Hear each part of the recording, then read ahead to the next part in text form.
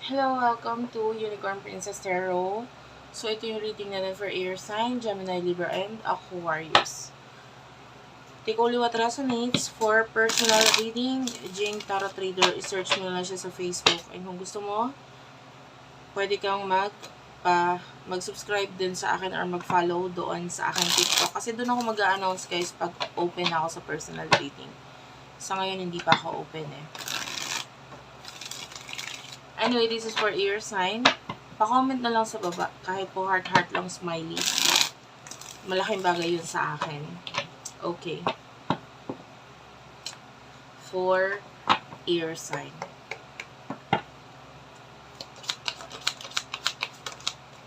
Hindi ko to kukunan ha. Masyadong marami. Meron tayo ditong Knight of Wands. Kukunin ko yung dalawang energy nyo. Dito ka sa kanan. Tapos sa kaliwa yung person mo. Knight of Wands, the Ace of Pentacles, and the King of Pentacles, and the Three of Pentacles. Wow.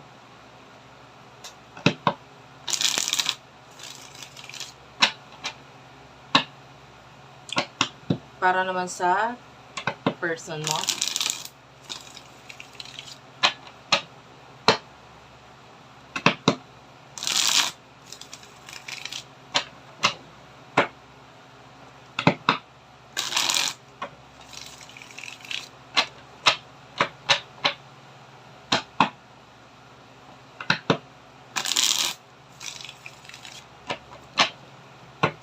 Isang shuffle na lang.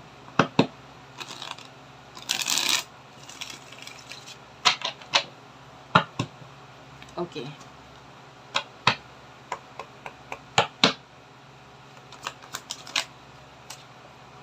Two of Pentacles. Five of Swords.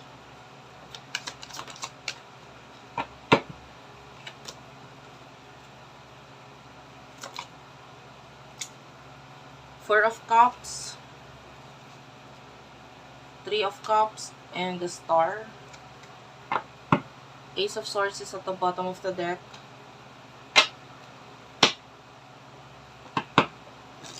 Kunin natin yung mutual energy sa inyong dalawa. Mutual connection.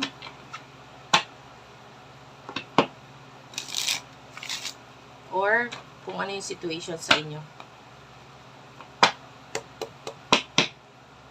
For air sign, Gemini, Libra, and Aquarius, isa na lang.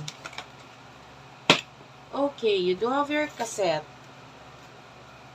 This could be a person in the past. The photograph. I feel like ito yung person na may mga nakakapagpaalala sa iyo sa kanya through music. Ganon ka rin naman sa kanya. Lalo na with the photograph and cassette. Parehong makaluma to eh. Ngayon, I don't know, but I can see this person's photo. So, pwedeng may mga itinatago ka pang photo. Maybe sa literal na picture or maybe photo sa cellphone mo about this person. So, this is maybe a photo na lagi mong tinitingnan or pag may mga, pag naalala mo siya or what, binabalik-balikan. Okay, so, with the Knight of Wands, nakikita natin na, actually, yung focus mo kasi is, wala sa person na ito eh. Nasa career. No?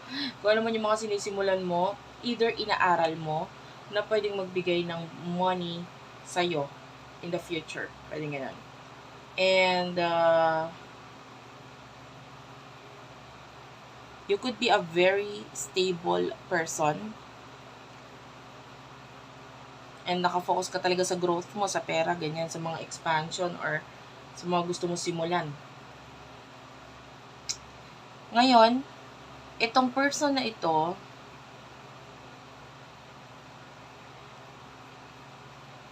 there's an energy na parang Walang masyadong pinagbago.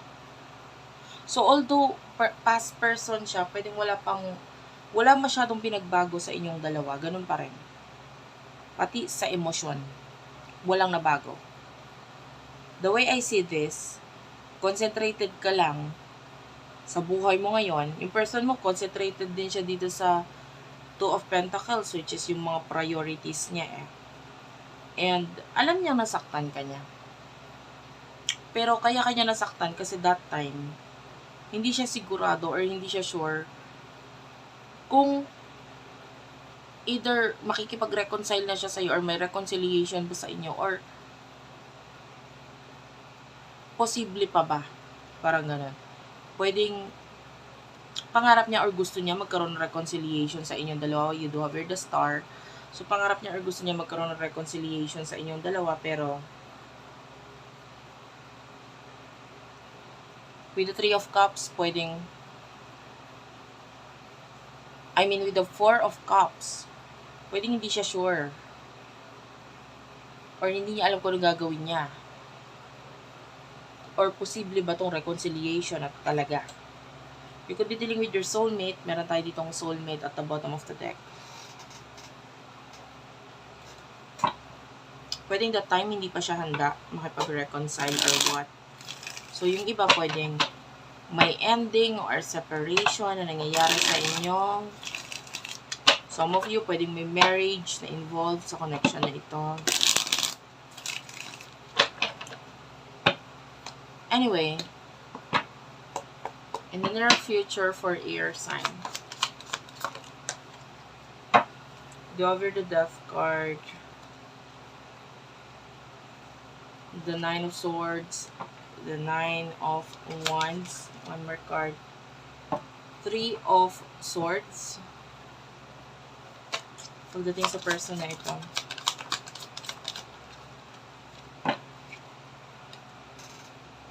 Five of Pentacles, the Justice card,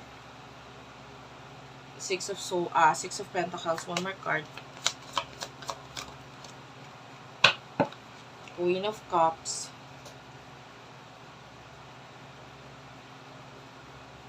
gusto ko i-clarify itong Death card. Death card, Nine of Swords, Nine of Wands, and Three of Swords. Clarify this, please. Temperance. One more card. Two of Swords and Nine of Pentacles. Bottom of the deck, Two of Wands. Situation in the near future para sa inyong dalawa for air sign.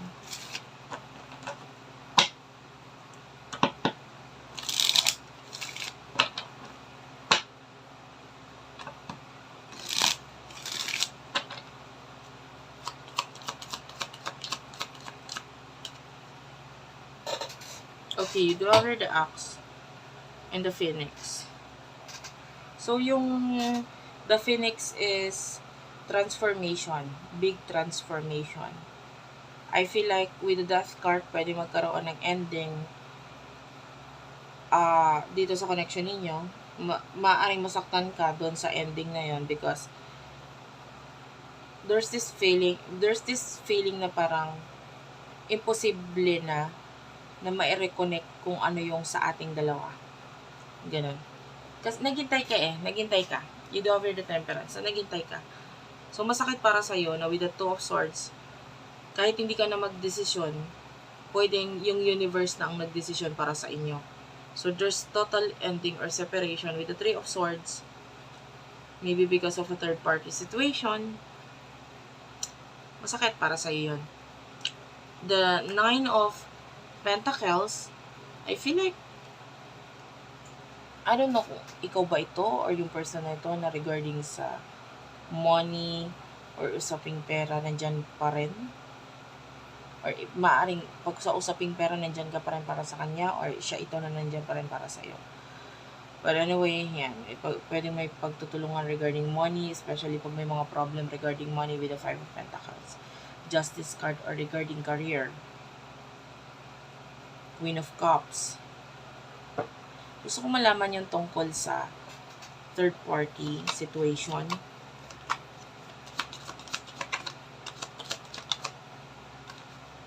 Yeah, I told you, pwedeng ito yung maging rason with the coffin and a hand of cards dito sa connection ninyo kung bakit pwedeng mag-end or magkaroon ng transformation. Pero actually, itong transformation na ito, or itong could be a third party situation nga, ay kailangan or dapat lang para mas makapag-focus ka sa self-love and self-care. Okay? This is you loving yourself. And this is you na pwedeng, kailangan mong tanggapin or mahalin kung ano man itong mga insecurities mo. Okay? Because these insecurities, with the heartbroken and not enough, pwedeng ito yung maging strength mo with the camera. Pwedeng ito yung the Cupid's arrow is here. I mean, these insecurities, pwedeng magulat ka na lang, no? Na, ito palang insecurities na to is not insecurity but rather a gift, lalo na with the butterfly. Okay? This is you glowing. This is you na masyado ka lang kasi nag-iisip ng negative eh. No? For example, I'll give an example, ano. For example, medyo chubby ka, no? Or medyo mabilog. No, now your insecurities is your body kasi medyo chubby ako or mabilog or what. But then, hindi mo alam, pwedeng magbigay pala ng money sa iyo yun dahil someone will see your body and ma-appreciate niya and also your face. So, pwedeng kunin ka niya as a model, plus size model. Diba? You know what I mean? And, yeah. So, yung insecurities na yon, learn to appreciate it. Kasi in the future, pwedeng magbigay din ng money sa iyo. And yung separation ninyo, pwedeng yun nga, magbigay sa iyo ng growth sa sarili mo mismo. So, thank you for watching, guys. I love you all. And bye.